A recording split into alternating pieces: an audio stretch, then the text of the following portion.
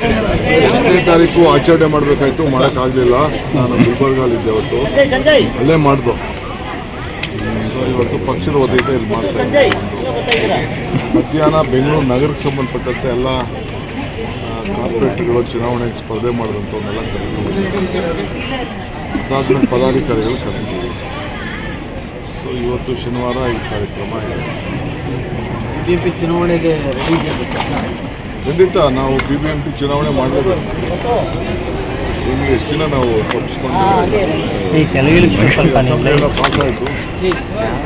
ಆದ್ಮೇಲೆ ಈಗೆಲ್ಲ ಪಾರ್ಟಿಯವ್ರನ್ನ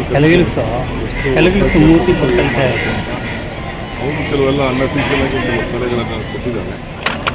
ಅಫಿಷಿಯಲ್ ಆಗಿ ಅವರ ಸಲಹೆ ಕೇಳಿ ಕಾರ್ಪೊರೇಷನ್ ಎಲೆಕ್ಷನ್ ಮಾಡಲೇಬೇಕು. ಸರ್, ಮುಸ್ಲಿಮರಿಗೆ 4% ರಿಸರ್ವೇಷನ್ ಕ್ಯಾಬಿನೆಟ್ ಅಲ್ಲಿ ಚರ್ಚೆ ಆಗಿದೆ, ನಾಳೆ ಬಿಲ್ ಆಗುತ್ತೆ. ಯಾರು ಹೇಳಿದ್ದು 4% ಮುಸ್ಲಿಂ ಕೊಡ್ತಾ ಇಲ್ಲ?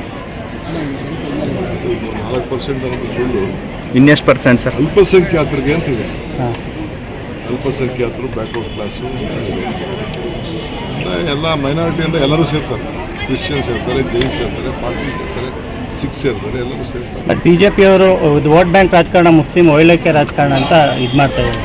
ನಮ್ಮನ್ನ ನೆನೆಸ್ಕೊತಾ ಇರಬೇಕು, ಅವ್ರು ಮಾತಾಡ್ತಾ ಇರಬೇಕು, ಗಟ್ಟಿ ಮಾಡ್ತಾ ಇರಬೇಕು. ಅವರು ನಾವು ಬೇರೆಯವ್ರ ಹಕ್ಕನ್ನು ಯಾರ ಹಕ್ಕನ್ನು ತೆಗೆದಾಕ್ತಾರೆ. ಬೇರೆಯವ್ರ ಹಕ್ಕನ್ನು ಅವ್ರು ಕೊಡ್ತಾ ಇದ್ದೀವಿ. ಅವ್ರಿಗೆ ಒಂದು ಅವ್ರು ಬದುಕೋಬೇಕಲ್ಲ.